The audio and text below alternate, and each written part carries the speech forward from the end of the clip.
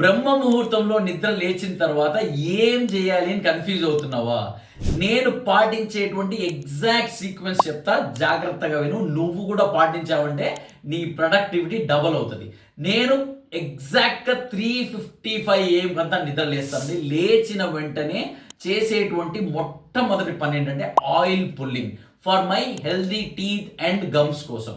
Next పని ఏంటంటే స్నానం చేయడం. మా జేజీ ఏం చెప్పేదంటే 100 పనులున్నా టైంకు భోజనం చెయ్యి, నీకు 1000 పనులున్నా స్నానం చేసి మొదలుపెట్టు అని చెప్పేదండి. థర్డ్ పని ఏంటంటే inner engineering program by Isha Yoga Shambhavi Mahamudra చేస్తానండి. దాని తర్వాత 5 AM to 6 AM నా స్టూడెంట్స్కి బ్రహ్మముహూర్తం క్లాసెస్ తీసుకుంటాను.